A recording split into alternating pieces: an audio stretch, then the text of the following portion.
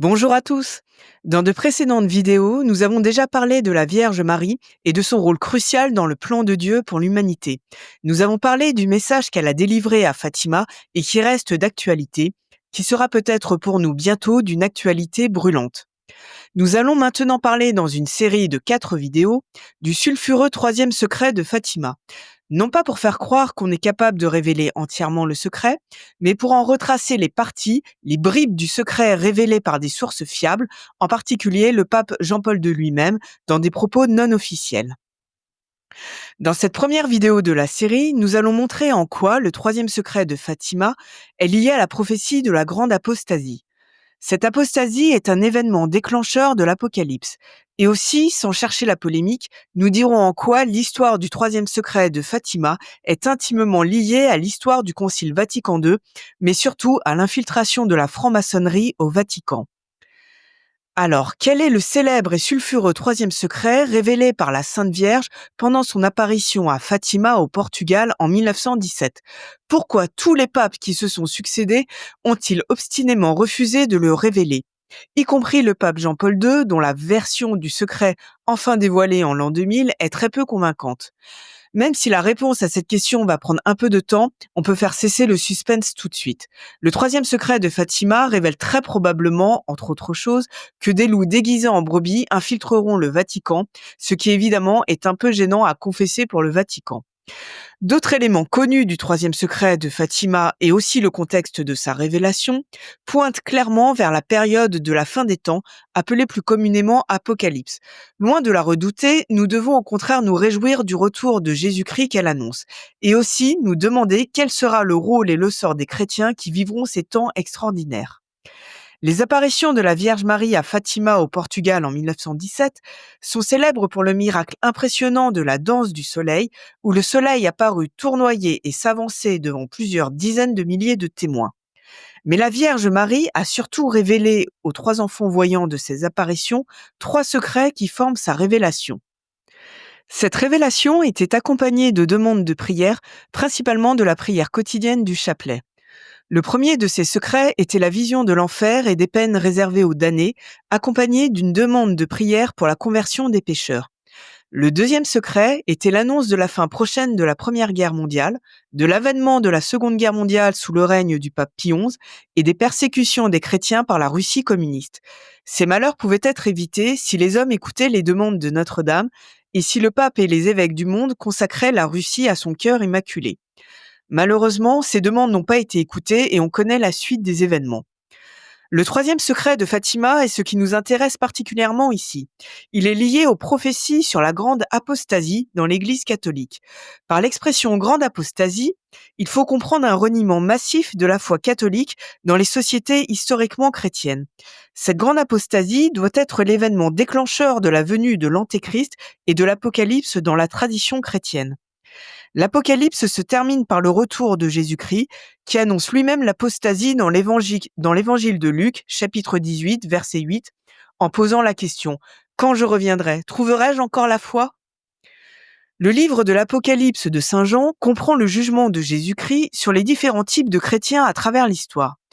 Aux chrétiens bien-aimés de l'église de Philadelphie, Jésus promet de les préserver à l'heure de la grande tentation qui mettra le monde à l'épreuve. C'est cette promesse qui nous intéresse surtout, afin d'interpeller et d'appeler chacun à devenir l'un de ces chrétiens bien-aimés. En respectant les commandements de Dieu, en nous remettant complètement à lui et à la Sainte Vierge Marie, nous pouvons espérer nous protéger nous-mêmes sans doute et adoucir les épreuves pour l'ensemble de l'humanité. Et surtout, nous pouvons espérer sauver des âmes en les amenant à Dieu pour la vie éternelle. Le but dans cette série de vidéos n'est pas de prendre position dans les débats théologiques complexes sur la doctrine de l'Église catholique après le controversé Concile Vatican II. On parlera plus de l'histoire du Saint-Siège et de son fonctionnement que de théologie, même si les grandes controverses dans l'Église catholique de notre époque seront abordées. Il s'agit surtout de démontrer que la prophétie sur la grande apostasie est en train de se réaliser et d'en juger les conséquences. L'apostasie avait été annoncée par l'apôtre saint Paul dans sa deuxième lettre aux Thessaloniciens, au chapitre 2, versets 1 à 3. Ne laissez personne vous égarer d'aucune manière, car il faut que vienne d'abord l'apostasie et que se révèle l'homme de l'impiété, le fils de perdition. celui qui s'oppose et qui s'élève contre tout ce que l'on nomme Dieu ou que l'on vénère, et qui va jusqu'à siéger dans le temple de Dieu en se faisant passer lui-même pour Dieu. Car le mystère d'iniquité est déjà à l'œuvre. Il suffit que soit écarté celui qui le retient à présent. Alors sera révélé l'impie que le Seigneur Jésus supprimera par le souffle de sa bouche et fera disparaître par la manifestation de sa venue. L'impie, c'est l'antéchrist qui sévira dans la période juste avant le retour de Jésus-Christ. Le retour, c'est-à-dire l'intervention directe de Jésus dans le cours des événements de l'histoire. Le mystère d'iniquité, c'est le travail de destruction de l'œuvre de Dieu sur terre par Satan tout au long de l'histoire humaine. Pour le seconder, Satan choisit des hommes qui deviennent des antéchrists de l'histoire. Hitler et Staline, par exemple, pour prendre des exemples de l'histoire récente, et qui s'appuient eux-mêmes sur un ensemble de forces politiques, économiques et idéologiques pour saper l'union entre Dieu et les hommes. Les forces antichrétiennes agissent dans l'histoire des hommes comme des motifs qui se répètent régulièrement. Ces motifs doivent se répéter jusqu'à ce que le paroxysme soit atteint et déclenche donc le retour de Jésus-Christ qu'on appelle la parousie.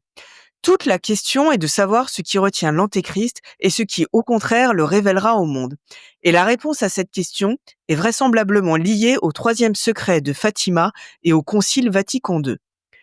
Le troisième secret de Fatima est une intrigue captivante en plus d'être un message pour le salut des hommes. On sait que les papes ont refusé catégoriquement de le dévoiler, alors que la Sainte Vierge avait fixé la date butoir de 1960 pour le révéler. Le secret est censé avoir été complètement révélé en l'an 2000 par le pape Jean-Paul II.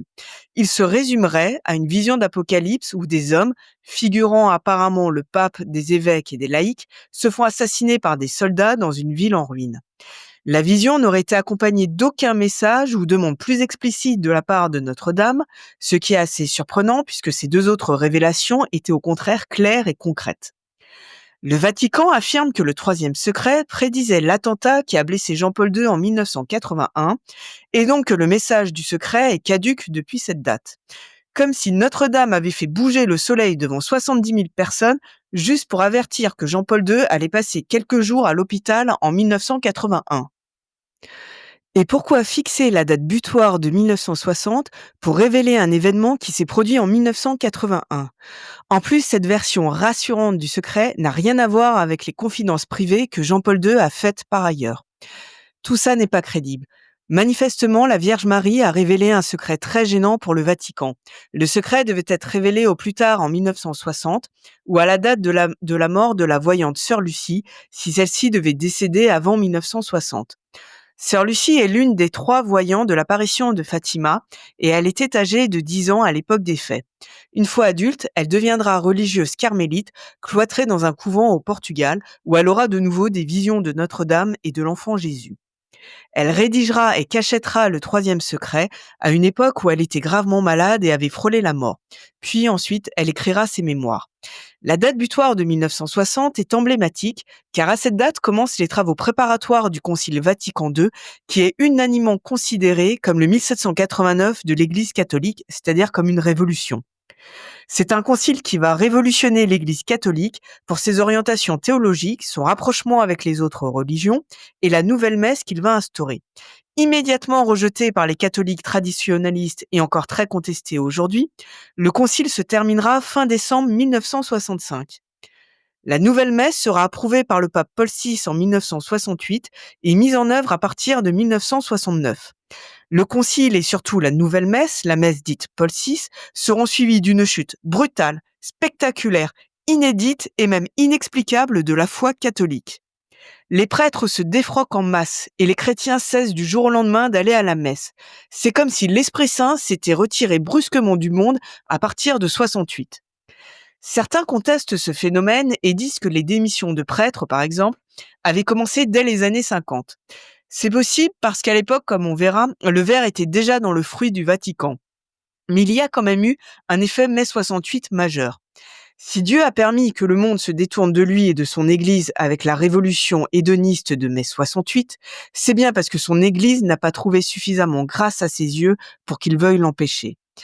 Mais est-ce que cette déchristianisation brutale de la société et le secret de Notre-Dame de Fatima sont liés au contenu théologique lui-même du Concile Vatican II Ou bien est-ce parce qu'ils sont liés aux personnes qui ont pris le pouvoir au Vatican et dirigé les travaux du Concile? L'infiltration de la curie romaine par la franc-maçonnerie et l'influence de l'Église anglicane sur la nouvelle messe ont souvent été dénoncées. Parmi les dénonciations, on peut citer celle du journaliste Mino Pecorelli, patron de l'agence de presse Osservatorio Politico. En 1978, il publia une liste de 121 francs-maçons au Vatican, comportant un bon nombre de cardinaux, évêques et prélats de haut rang. Et cela bien que la franc-maçonnerie soit officiellement condamnée par l'Église catholique depuis le XIXe siècle, pour la raison simple que l'un des buts premiers de la franc-maçonnerie est la destruction du catholicisme. Dans cette liste de francs-maçons, il y avait Monseigneur l'archevêque Annibal Bunini, l'artisan de la messe Paul VI. La nouvelle messe, c'est lui.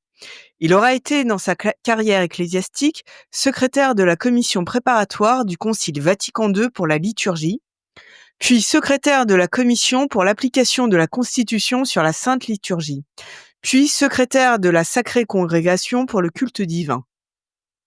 Finalement, le pape Paul VI l'écartera du Vatican et les rumeurs diront que c'est parce qu'un prêtre romain qui avait des témoignages sur l'appartenance de Bunini à la franc-maçonnerie menaçait de les rendre publics si aucune mesure contre Bunini n'était prise.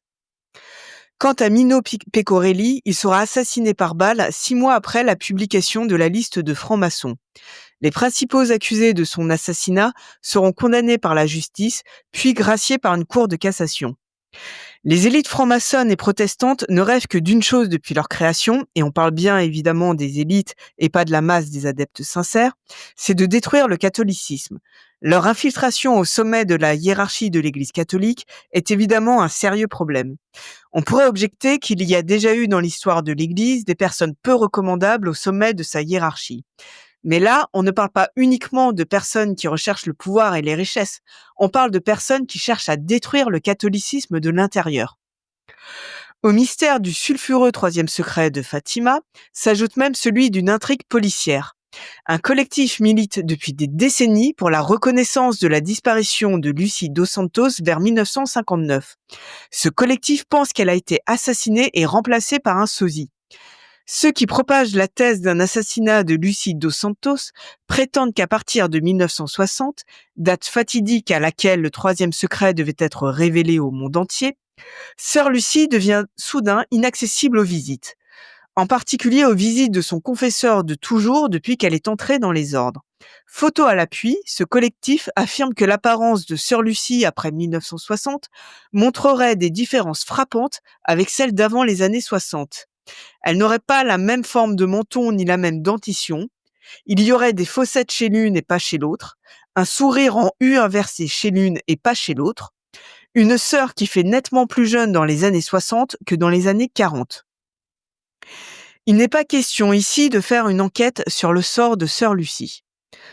Mais ceux qui pensent qu'elle a été remplacée par un sosie ont au moins un argument objectif pour eux.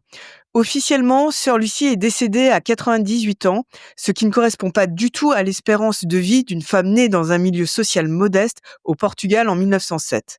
L'énigme du sosie de Lucy Dos Santos ajoute donc encore au parfum sulfureux du troisième secret de Fatima.